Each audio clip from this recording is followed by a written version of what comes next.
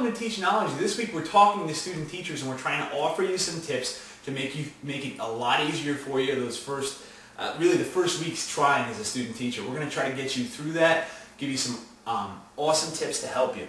Well, the first tip that we have for you is to always be early. Always be on time, but if you can be there before your cooperating teacher, it just makes life easier for everyone. So please make sure you're there early. Tip number 2 is to always be professional. Dress the part, look the part, be the part. It's that simple. Whatever is the norm in that community that you're teaching in, make sure you follow it. It'll just make life a lot simpler for both you and your cooperating teacher. Tip number 3 is to be extremely flexible. You don't know what the teacher that you're going to be working with, what their demands are on you, and what needs they have of you. So you need to be ready for just about anything. Don't start student teaching unless you're ready to make that step and be flexible. Tip number 4 is to plan ahead just briefly. And this way you can give some ideas to your cooperating teacher and they'll find some value in what you have, and that will just make the experience a lot better. Tip number 5 is to give 110%. Put all of your effort into learning the craft that we call teaching. There's a lot to it, and believe me, it's going to take you a lot of years to get really good at this. Tip number 6 is to befriend all the staff. Become friends with everyone. You'll find that in most school communities, it's a very family-like atmosphere. They want to see student teachers do well. They want people that they like to do very well. They're going to help you throughout your career if you keep a solid friendship with them, so please consider doing that.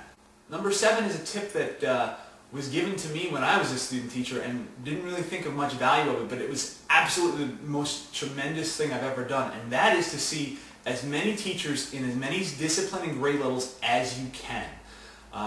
If you are a science teacher, go and see some social studies teachers, some math teachers, go see some foreign language teachers.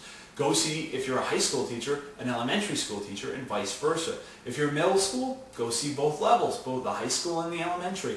You will see things that may not be specific to your curriculum, but there are classroom management skills at all levels that basically follow through. So make sure you do that. It's a great, great thing to do.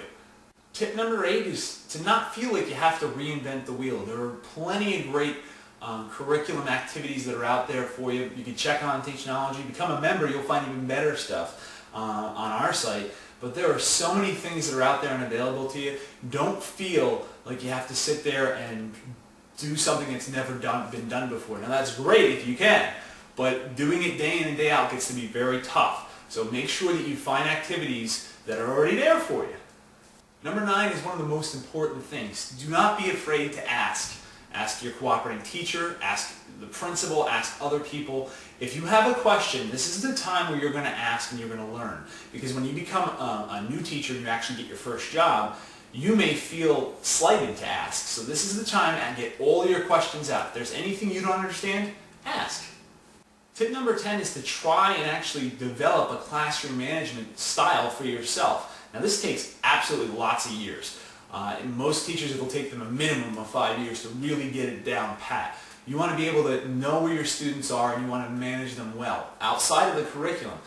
And a teacher that can handle a class is ready to teach them.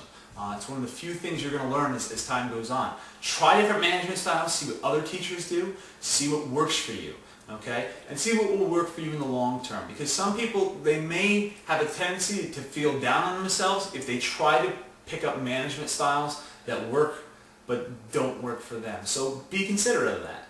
Well, thanks for joining us here at Teachnology. We wish you student teachers an absolutely wonderful time. It's a great career. As you can tell, we love it. And I think you're going to love it too if you give it your best shot. All right? Have a great time. Again, remember, we're here. We have plenty of tips for you. Check our back to school section. It may help you out some more. Have a great week. We'll see you again.